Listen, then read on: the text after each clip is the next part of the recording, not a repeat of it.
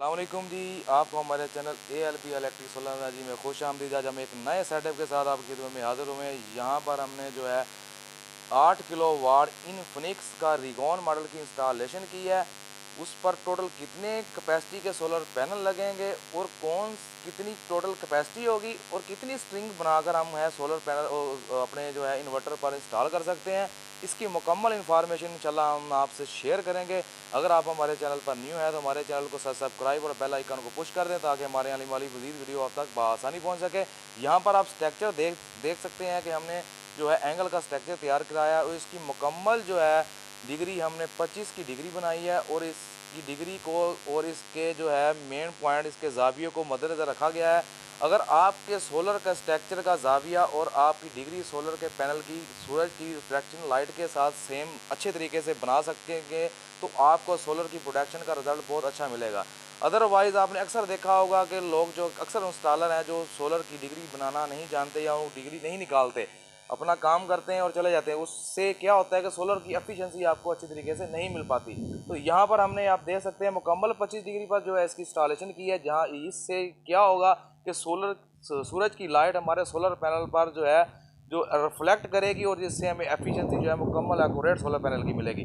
तो यहाँ पर हमने टोटल जो है 12 सोलर पैनल इंस्टॉल किए हैं।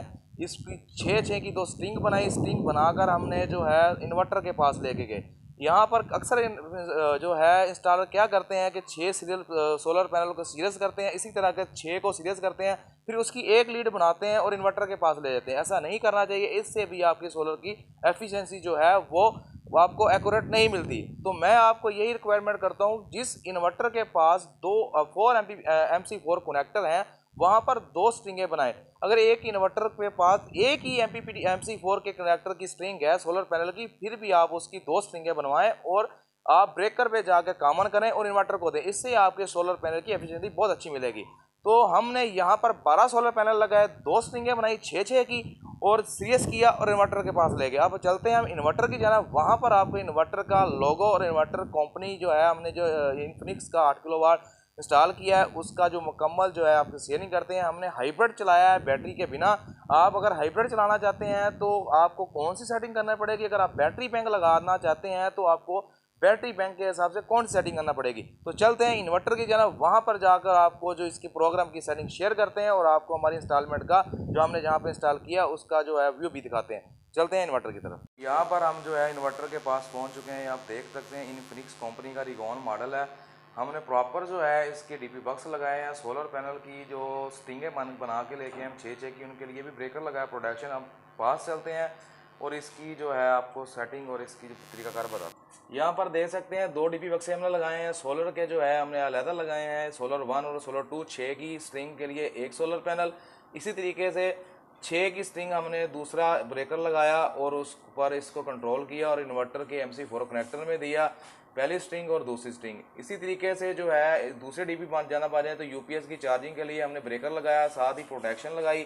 इसके साथ चेंज ओवर ब्रेकर लगाए हैं हमने हैवी लोड और नॉर्मल लोड के लिए कि हमारा जो है अगर बिल फर्ज इन्वर्टर पर कोई प्रॉब्लम आए तो हम इसको जो है वो डायरेक्ट कर सकें चेंज ओवर पर। तो आपको जो है इसका तरीकाकार भी दिखाते हैं। यहाँ पर आप देख सकते हैं कि हमने चेंज ओवर ब्रेकर लगाया। सोलर अगर इन्वर्टर हमारा कोई प्रॉब्लम करता है तो हम इसको वापडा पे शिफ्ट करेंगे। ये वापडा पे शिफ्ट हो चुका, ये हमारा नॉर्मल लोड के लाइटें पखे जो है।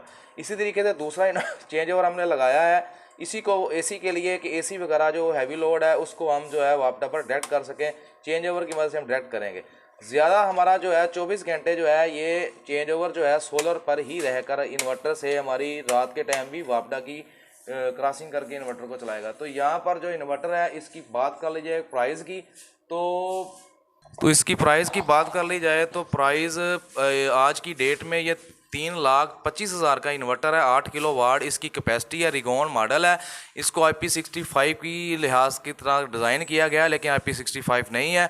इस पर आप टोटल सोलर पैनल जो है 18 टोटल पैनल N टाइप में लगा सकते हैं और P टाइप में आप टोटल 20 सोलर पैनल लगा सकते हैं।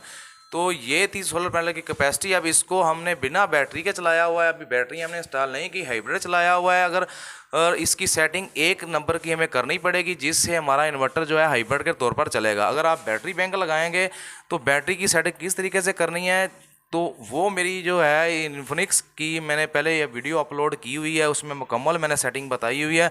मज़ीद मैं आपसे इस वीडियो में भी बैटरी की सेटिंग और प्रोग्राम की सेटिंग आपसे शेयर कर लेता हूँ। तो चलते हैं, पहले हाइब्रिड की सेटिंग किस तरीके से करेंगे, बिना बैटरी के किस तरह चलेगा, तो वो आपको इसकी सेटिंग दिखा दें। तो यहाँ पर हम देख सकते हैं कि हमारे PV1 के वोल्टेज 283 वोल्ट हैं, 0.2 एम्पेयर है, और 46 वाट चले। PV2 के 278 वोल्ट हैं और 0.1 एम्पेयर के साथ ये डिस्चार्ज हो रहा है, प्रोड्यूस कर रहा है सोलर पैनल से। अभी लोड हमने जो है इस पर इतना ज़्यादा नहीं डाला कि शाम का टाइम है। तो यहाँ पर वापडा देख सकते हैं 232 वोल्ट के साथ इंटर हो रही है, फ्रिक्वेंसी 50 हर्ट्ज है। AC आउटपुट जो है 233 के साथ 50 हर्ट्ज फ्रिक्वेंसी के साथ, बहुत ही अच्छी आइकॉन के साथ और बहुत ही अच्छी जो है वो अपनी लुक के साथ ये ऑन है इन्वर्टर। सेटिंग के लिए जो है आप इंटर का बटन यहाँ पर देख सकते हैं, इसको आप टच करेंगे थोड़ी देर के लिए तो हम सेटिंग में इंटर हो जाएंगे। अगर आपने हाइब्रिड चलाना है तो एरो की मदद से 1 नंबर की सेटिंग में जाएंगे, यहाँ पर USB की सेटिंग होगी। तो आपने क्या करना है, इसको इंटर करना है और SUB की सेटिंग कर देंगे। SUB की सेटिंग यानी कि पहले आपको बाय डिफ़ॉल्ट जो है इस तरह का लोगो नज़र आएगा USB, इस तरह सेव होगा। लेकिन आपने इसको हाइब्रिड चलाना है तो आप इसको जो है SUB की सेटिंग करके सेव करवाएंगे। सेव करवाने के बाद जो है ये इन्वर्टर आप बैक जाएंगे, बैक जाने के बाद ये इन्वर्टर हमारा बिना बैटरी के हाइब्रिड चलने के लिए ऑलरेडी तैयार है। तो आप बैटरी के बगैर इसको हाइब्रिड यही सेटिंग करेंगे तो आपका इन्वर्टर हाइब्रिड के तौर पर चलेगा। अब अगर आप बैटरी बैंक लगाना चाहते हैं तो कौन सी सेटिंग करनी है, तो बैटरी बैंक के लिए मैं आपसे सेटिंग शेयर कर लेता हूँ। तो बैटरी बैंक के लिए जो सेटिंग करेंगे तो चलते हैं हम प्रोग्राम की तरफ। इंटर के बटन से इसको पुश करेंगे, पुश करने के बाद जो है हम यहाँ पर जाएंगे सेटिंग नंबर 1 में। सेटिंग नंबर 1 सेम यही रहेगी। सेटिंग नंबर 2 है 60 एम्पेयर है, इसको इंटर करेंगे। इंटर करने के बाद इसको हम 30 एम्पेयर करेंगे, 30 एम्पेयर पर सेव करवाएंगे। 30 एम्पेयर को हम क्लिक करके सेव करवाएंगे। सेव करवाने के बाद 3 नंबर की सेटिंग पे प्लाइस मोड है, कोई मसला नहीं है, इसको आप UPS मोड भी कर सकते हैं लेकिन प्लाइस मोड भी ठीक है। आप जाएंगे 5 नंबर, यहाँ पर जो है 5 नंबर की सेटिंग ये पूछ रहा है इन्वर्टर के आपने कौन सा बैटरी बैंक लगाया, ट्यूबुलर लगाया है, लिथियम लगाया है या आपने सेल लगाया है। तो हमने अगर आप ट्यूबुलर लगा रहे हैं ट्यूबुलर के हिसाब से आप CD फीडिंग करेंगे, अगर आप लिथियम लगा रहे हैं तो लिथियम के हिसाब से। अगर ट्यूबुलर करनी है तो यहाँ पर सिलेक्शन करेंगे ट्यूबुलर की कि FLD आपने कभी नहीं करना। अगर आप FLD करेंगे तो आपकी बैटरी बैंक की लाइफ इंक्रीज नहीं होगी, आपके बैटरी बैंक जो है 1-1.5 साल के साथ बाद ख़राब हो जाएंगे। तो आपने यहाँ पर जो है USE की सेटिंग करनी है अगर आपने ट्यूबुलर बैटरी लगाई है। इसको सेव करवा देंगे। सेव करवाने के बाद आप 6 नंबर की सेटिंग में जाएंगे, इसको बाय डिफ़ॉल्ट रहने देंगे। 7 नंबर बाय डिफ़ॉल्ट रहेगी और 9 नंबर फ्रिक्वेंसी की है, बाय डिफ़ॉल्ट रहेगी। यहाँ पर जो है 10 नंबर की है यूटिलिटी वोल्टेज, आउटपुट के वोल्टेज पूछ रहा है कि कितने वोल्टेज के साथ हमारी अप्लायंस को लोड चलाए, 230 है, ये बिल्कुल ठीक है।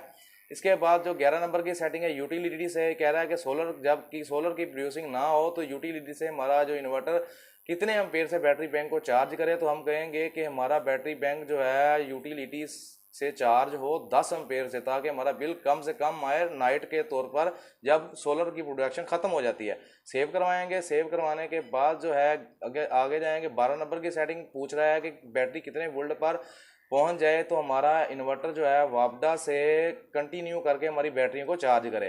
तो मैं यहाँ पे रिक्वायरमेंट करता हूँ कि 48 वोल्ट पर हमारा बैटरी बैंक पहुँच जाए तो इन्वर्टर सेंस करे और सेंस करने के बाद इसको वापडा से हमारा चार्जिंग स्टार्ट कर दे। तो आगे चलते हैं। 13 नंबर की सेटिंग पूछ रहा है कि हमारा इन्वर्टर कितने वोल्ट तक बैटरी बैंक को जो है फुल करे। तो यहाँ पर 54 वोल्ट है, ठीक है, इसको 54 वोल्ट रहने दे। 16 नंबर है कि ये पूछ रहा है कौन से सोर्स के साथ हमारा बैटरी बैंक को चार्ज हो। तो ये SNU ये नहीं करना चाहिए, इससे बैटरी बैंक भी ख़राब होते हैं। तो आप इसको क्या करेंगे, OSO सिर्फ सोलर से चार्ज करना चाहते हैं तो OSO सोलर से ही चार्ज होगी, अदरवाइज वापडा से नहीं होगी। अगर यहाँ पर आप CSO करें कि पहले सोलर से चार्ज हो, जब सोलर की प्रोडक्शन ख़त्म हो जाए तो हमारा इन्वर्टर जो है वापडा से चार्ज करे। तो इसको सेव करवाते हैं। सेव करवाने के बाद हम चलते हैं 18 नंबर बाय डिफ़ॉल्ट है बजर ऑन की, ये 19 नंबर बाय डिफ़ॉल्ट है। हम जाएंगे 26 नंबर की सेटिंग पर। 26 नंबर की सेटिंग पर पहुंचने के बाद यहाँ पर जो है आप देख रहे हैं कि फ्लोटेड बैटरियाँ, अगर आपने ट्यूबुलर बैटरियाँ लगाई हुई हैं तो ट्यूबुलर बैटरियों के लिए आप 56.54 वोल्ट जो है 4 वोल्ट है वो बिल्कुल ठीक है। यहाँ पर आप 57.5 कर सकते हैं अगर आपके पास 2500 TX की बैटरी है। अगर 1800 TX की बैटरी है तो 56.4 वोल्ट ठीक है। तो आप इसको जो है 27 नंबर की सेटिंग पर जाएंगे। यहाँ पर जो है आप 55 वोल्ट करेंगे कि हमारा इन्वर्टर जो है फ्लाइंग वोल्टेज के हिसाब से इसको 55 वोल्ट से चार्ज करें। 27 नंबर की सेटिंग जो है आप इसको 55 वोल्ट कर देंगे, इंटर करेंगे। इंटर करने के बाद 27 नंबर है, इसको आप जो है 55 वोल्ट कर दें या 55 वोल्ट करके सेव करवाएं।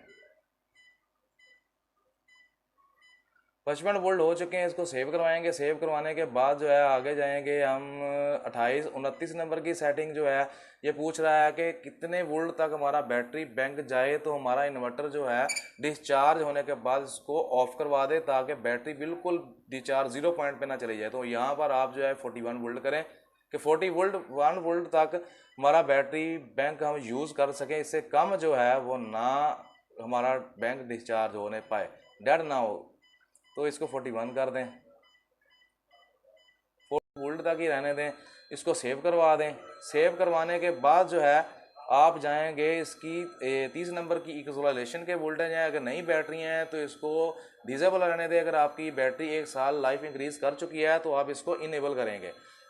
तो हमारी बैटरी अभी नई है, नहीं लगाई हमने। अगर कोई नई बैटरियाँ हैं तो आप उसको नहीं करेंगे, अगर पुरानी 1 साल गुजर चुका है तो इसको इक्वलाइजेशन को ज़रूर ऑन किया करें। आगे चलते हैं, 31 नंबर की सेटिंग है, इसको जो है आप 26 नंबर की सेटिंग जो सेव करवाई होगी उसके हिसाब से इसको सेव करवाएंगे। 26 नंबर पर हमने 56.4 किया है तो यहाँ पर भी 56.4 करेंगे।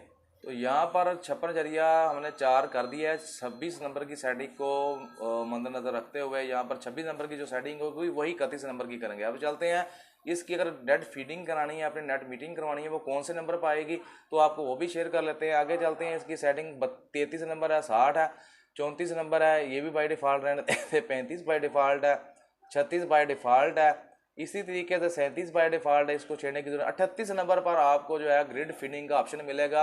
अगर आपने ग्रीन मीटर लगवाया हुआ है, वापडा को आप फीडिंग करना चाहते हैं तो 38 नंबर की सेटिंग को ऑन करेंगे तो आपकी जो है वो ग्रिड फीडिंग स्टार्ट कर देगा इन्वर्टर। अब चलते हैं ड्यूल लोड पोर्ट की तरफ के ड्यूल लोड पोर्ट की सेटिंग स्मार्ट लोड की, हैवी लोड की सेटिंग कौन से नंबर पर मिलती है तो उसकी तरफ चलते हैं। तो स्मार्ट लोड की सेटिंग जो हमें आगे चलते हैं कौन सी सेटिंग पर हमें प्रोवाइड होगी। हम पहुंच चुके हैं 41 ऑप्शन पर, तो आप जाएंगे 42 पर। जैसे 42 पर 60 नंबर की सेटिंग पर जाएंगे तो ये ड्यूल लोड पोर्ट की सेटिंग है कि यहाँ पर बता रहा है कि सेटिंग करेंगे आप 48 वोल्ट के, 48 वोल्ट तक हमारा बैटरी पैक जाए तो हैवी लोड ऑफ हो जाए। कैसे करेंगे, सेटिंग इंटर को सेव कराएं, इंटर को पुश करेंगे।